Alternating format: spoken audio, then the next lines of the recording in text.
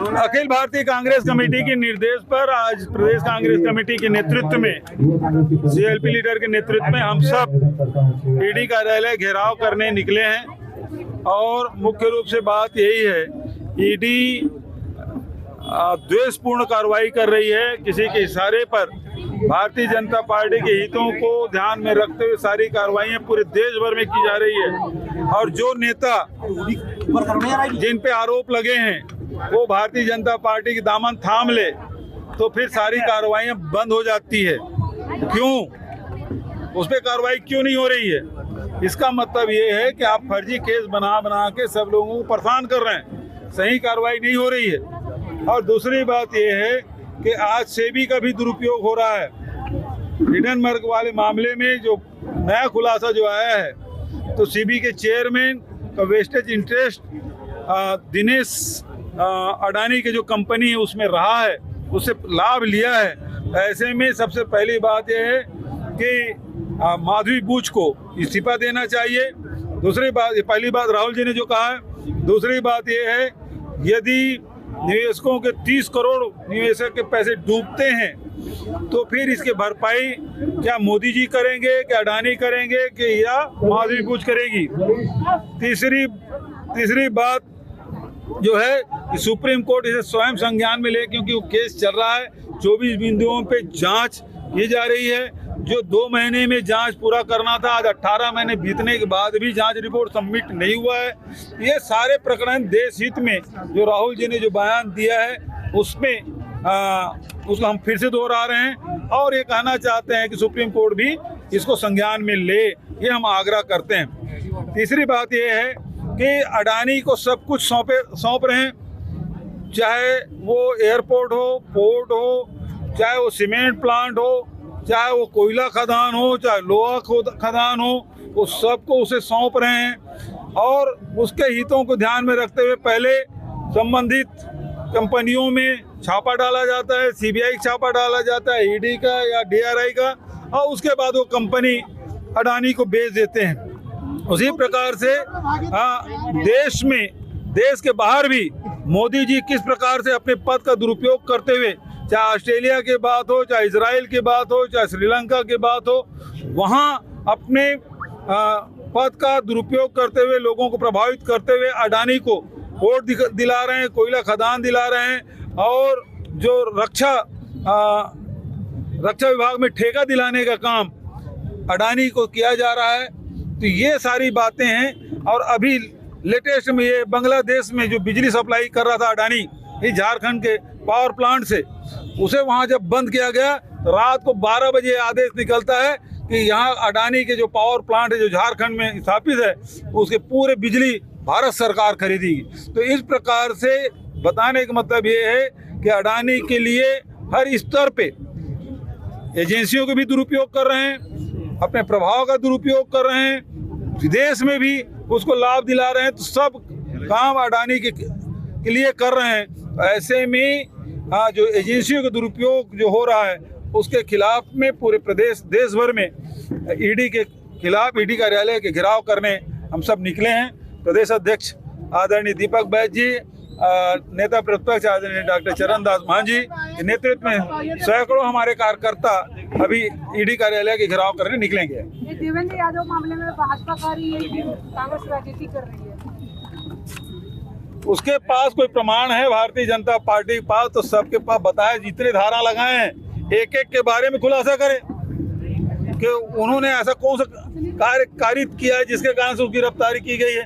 डराने का काम किया जा रहा है और हम डरने वाले नहीं हैं। ये आप लोगों ने ईडी के घेराव करने, ईडी कार्यालय घेराव पूरे देश में कांग्रेस का पार्टी के द्वारा किया जा रहा है और उसमें हम लोग आए। और सबसे पहली बात ये है कि इस सब सारे प्रकरण की जांच जेपीसी से होना चाहिए, माधवी बूच को इस्तीफा देना चाहिए। ये 30 करोड़ लोगों को जो इन्वेस्टमेंट हुआ है, यदि डूबेगा तो उसकी जिम्मेदारी कौन लेगा? तीसरी बात यह है कि सुप्रीम कोर्ट इसे खुद इसको संज्ञान में ले। आपने कहा कि हमारी सरकार सत्ता में आती है इस मामले की जांच कराएगी। देखिए, ये जो ईडी के प्रकरण है, सेंट्रल एजेंसी जितना भारतीय जनता पार्टी सरकार ने दुरुपयोग किया है, जिस प्रकार से विपक्षी नेताओं को परेशान करने के लिए किया गया है, जेल में डालने के लिए काम किया गया है, तो हमारी सरकार आएगी तो इनकी जांच कराएंगे। जब बीजेपी का कहना है कि वो उसमें ईडी और जो राष्ट्रीय एजेंसी सीबीआई वो अपना काम कर रही है, कोई राजनीति नहीं किया जा रहा। अच्छा, तो यदि राजनीति नहीं कर रहे हैं तो मोदी जी खुद इनका अजीत पवार एक दिन पहले बोलते 70,000 करोड़ का घोटाला है, दूसरे दिन वो शरद पवार की पार्टी छोड़ देते हैं, भारतीय जनता पार्टी हाथ मिलाते हैं, उसको उप मुख्यमंत्री बनाते हैं, सारा केस खत्म, प्रफुल्ल पटेल का केस खत्म, हेमंत विश्वकर्मा केस खत्म। तो जब तक विपक्ष में तब तक आरोपी, और जैसे भारतीय जनता पार्टी हाथ मिलाए शामिल हुए तो साफ। तो ये कहाँ निष्पक्ष है? ये 3-4 उदाहरण मैंने दिए, भारतीय जनता पार्टी बताए कि निष्पक्ष है क्या? हमारे साथ हैं रायपुर पश्चिम से पूर्व विधायक विकास उपाध्याय जी। आज लगातार आप लोग विरोध प्रदर्शन कर रहे हैं, जिस तरह से बैरिकेड्स तोड़ के आपने आगे बढ़े, क्या कहेंगे? देखिए, भारतीय जनता पार्टी की सरकार और ईडी, आईडी, सीबीआई जो एक कठपुतली की तरह ये राष्ट्रीय संवैधानिक एजेंसी भारतीय जनता पार्टी की सरकार की काम कर रही है, स्पष्ट हो के आ गया।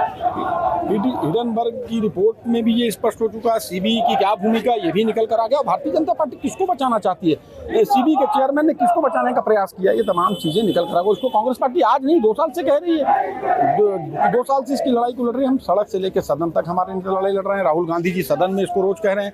आज मल्लिकार्जुन खड़गे जी के नेतृत्व में, राहुल गांधी जी के नेतृत्व में 1 दिवसीय धरना पूरे देश में दिया गया। मैं समझता हूँ, देखिए, पूर्व मुख्यमंत्री भूपेश बघेल जी, दीपक भाई जी, तमाम नेता ईडी का दफ्तर की ओर जा रहे हैं और हम सड़क की लड़ाई लड़ेंगे और डरने वाले नहीं।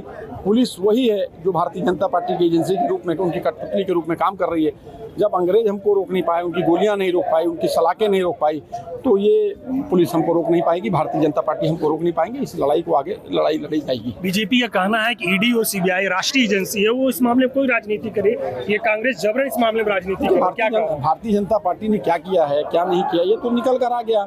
पूर्व मुख्यमंत्री ने कहा, अजीत पवार की बात करें, अशोक चौहान की बात करें, तमाम नेताओं, तमाम हेमंत विश्व शर्मा की बात करें, तमाम वो नेता जिनके पास ईडी का शिकंजा था, लेकिन भारतीय जनता पार्टी में शामिल होने के बाद ईडी जैसी स्थिति खत्म हो चुकी है। तो भारतीय जनता पार्टी जनता के बीच में तो अपना विश्वास कायम नहीं कर पाई, लेकिन वहां जाकर इस एजेंसी के माध्यम से जनप्रतिनिधियों को दबाने का काम कर रही है। रायगढ़ में एक सामूहिक दुष्कर्म मामला हुआ है, उसमें क्या कहेंगे? देखिए, भारतीय जनता पार्टी की सरकार है कि राज्य में, और भारतीय जनता पार्टी की सरकार ने चुनाव के पहले अपराध पर बात किया था, लेकिन मैं समझता हूँ इन 8 महीनों में इंटरनेशनल अपराधी यहाँ पर आके इंटरनेशनल अपराध यहाँ पर हो रहे हैं। छोटे छोटे लोग गोलियां चला रहे हैं। मैं समझता हूँ नशे का बाजार खुल्लम खुल्ला चल रहा है। मैं समझता हूँ अपने आप में ये सब वो चीज़ें हैं जो कहीं ना कहीं भारतीय जनता पार्टी की भूमिका को स्पष्ट करता है। तो ये थे हमारे साथ विकास उपाध्याय, और इसके पहले हमने छत्तीसगढ़ के पूर्व सीएम भूपेश बघेल से भी बातचीत की।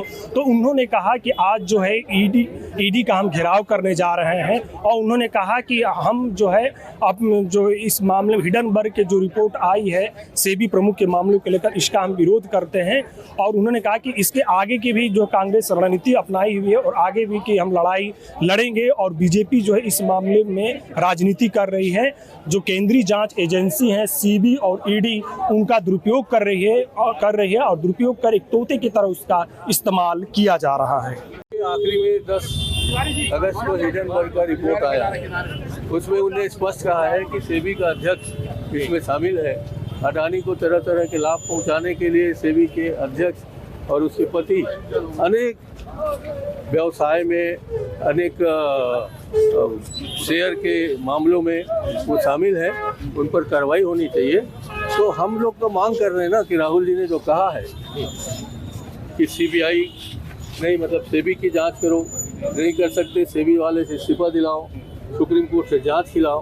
तो हम सुप्रीम कोर्ट के जांच मांगने आए हैं, उनको चेतावनी देने आए हैं कि इस तरह के अगर हरकतें चलती रहेगी देश में तो कांग्रेस पार्टी सजग है और इनके खिलाफ हम लगातार आंदोलन करते रहेंगे, इनको बताते रहेंगे कि आप सही रास्ते में चलो।